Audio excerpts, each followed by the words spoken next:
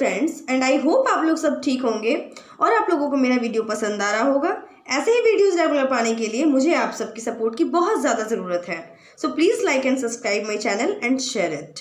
तो आज हम लोग देखेंगे सेल के बारे में, सेल स्ट्रक्चर एंड फंक्शंस। तो सेल क्या होता है, सेल किससे बना होता है?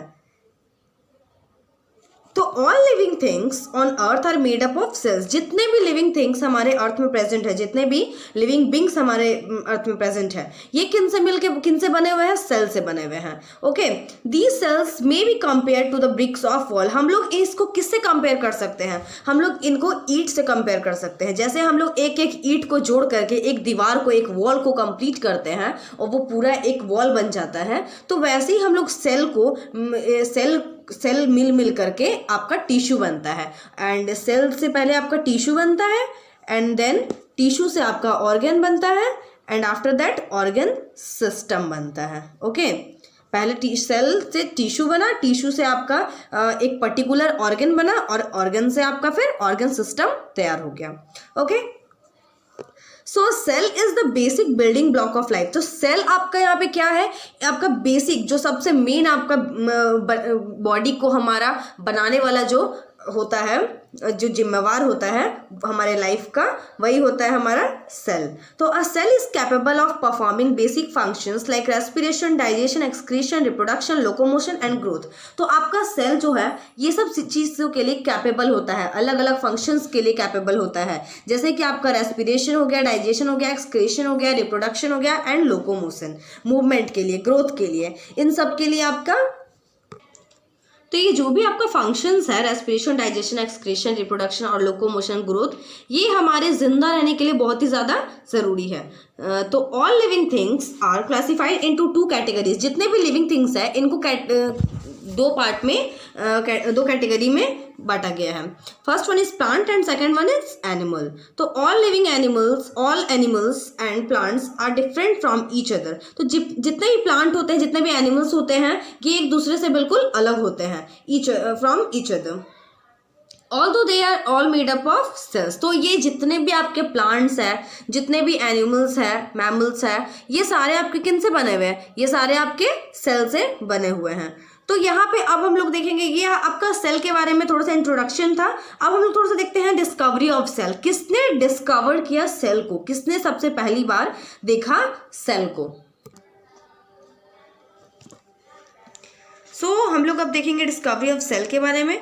तो अ Dutch scientist Anton van Leeuwenhoek was the first person to observe a small organism present in a drop of pond water in his microscope. तो एक डच साइंटिस्ट जो थे आपके एंटोन वन लीवनहॉक, ये फर्स्ट ऐसे पर्सन थे जो ऑब्जर्व किए थे स्मॉल ऑर्गेनिज्म, एक जो आपके ड्रॉप में पाए गए थे, ये तालाब के पानी में। ठीक है, अपने माइक्रोस्कोप में इन्होंने फर्स्ट टाइम देखा था एक ऑर्गेनिज्म को।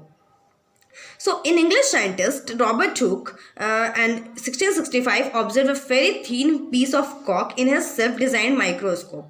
और जो इंग्लिश साइंटिस्ट है हमारे रॉबर्ट हुक, ये पहली बार जो है ऑब्जर्व किए थे a very thin piece of cork, एक कॉर्क के पीस को अपने बनाए हुए सेल्फ डिजाइंड माइक्रोस्कोप में। He notice that it was made up of many small box like structure separated from each other by a partition. और इन्होंने क्या देखा कि ये जितने भी आपके माइक्रोस्कोप में ये देख रहे हैं, उनमें क्या देखा इन्होंने कि एक छोटे छोटे बॉक्स लाइक स्ट्रक्चर बने हुए हैं, अलग अलग पार्टीशन में, अलग अलग पार्टीशन है, और वो एक इकट्ठा सा है, और उनके बीच में Honey comb structure like appear हो रहा है। हनी कॉम्ब के जैसे स्ट्रक्चर होते हैं, बिल्कुल सेम वैसे ही इनको दिख रहा है। तो which is named as cell. तो उनका इन्होंने क्या नाम दिया? सेल। तो which means a small room. तो इसका मतलब क्या हुआ? एक छोटा छोटा पार्टीशन, छोटा छोटा room. what he had seen was a dead cell of the cork. तो इन्होंने क्या देखा कि ये एक डेड सेल ऑफ कॉर्क है। कॉर्क कहा जाए, इसका मतलब आपका क्या हुआ? जैसे हमारे पेड़ जो होते हैं, पेड़ का जो छाल होता है, उनमें जो आपका छोटा छोटा कॉर्क दिखाई पड़ता है, उनके पूरे पार्ट्स को हम लोग कॉर्क बोलते हैं, जो छोटा छोटा पार्टीशन में रहता है, हनी कॉम्ब लाइक स्ट्रक्चर उनका होता है। Is it clear?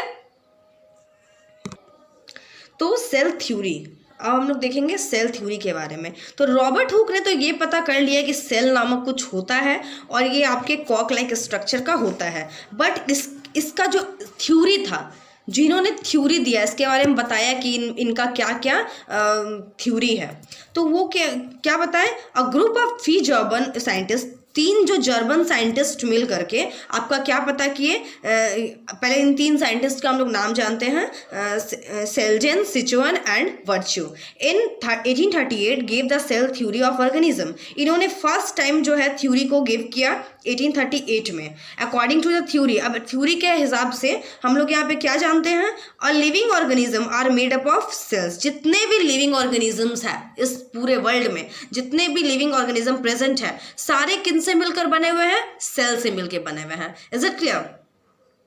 तो new cells arise from pre existing cell by cell division. जितने भी न्यू आपके सेल बनते हैं, सेल डिवाइड, ये कैसे बनते हैं, सेल डिवीजन के थ्रू बनते हैं।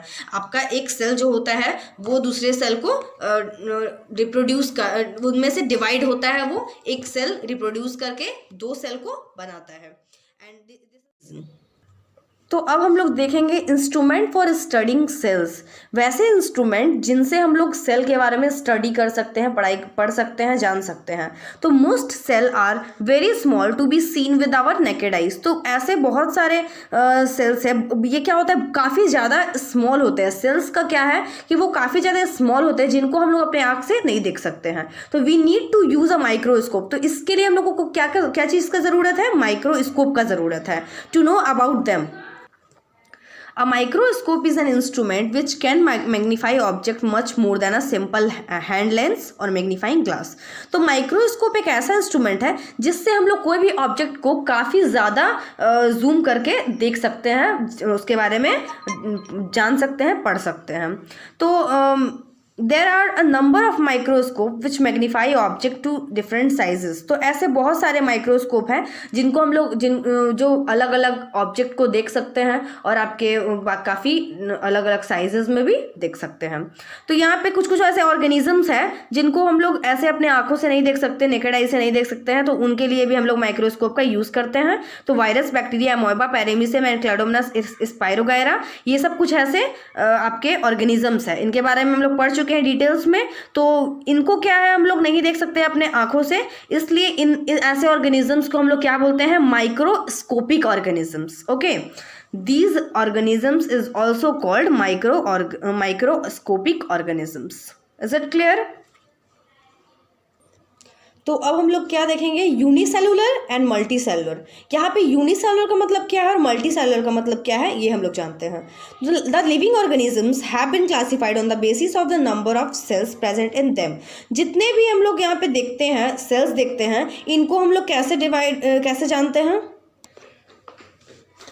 तो हम लोग यहाँ पे जिनमें 1 सेल प्रेजेंट होते हैं, ऐसे कोई भी ऑर्गेनिज्म जिसमें 1 सेल प्रेजेंट होते हैं, these are called unicellular. Okay, unicellular organisms. Example में आ जाएगा आपका अमोएबा, पैरेमीसियम एक्सेट्रा। तो ये सब क्या होता है, सब ये each of these is an individual, ये सब एक इंडिविजुअल होते हैं अपना।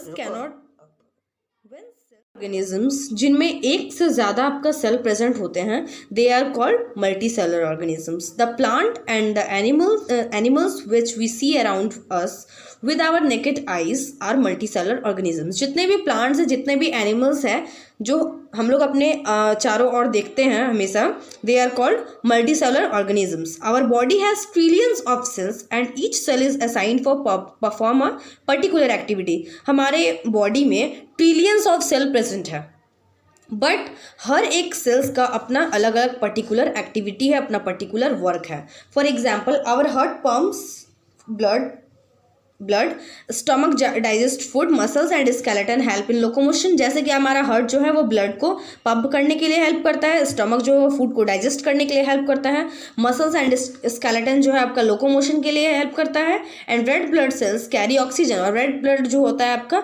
वो ऑक्सीजन को कैरी करने के लिए हेल्प करता है to all parts of the body, सारे बॉडी के पार्ट्स में। तो ये आपका हो गया सेल का अलग अलग work. Okay, unicellular and multi cellular हम लोग देख लिए। तो आज आप लोगों को सारा समझ में आ गया होगा, और अगर इनमें से आपको किसी में भी कुछ प्रॉब्लम है, आप लोग कमेंट सेक्शन में कमेंट कर सकते हैं। And don't forget about like, subscribe and share.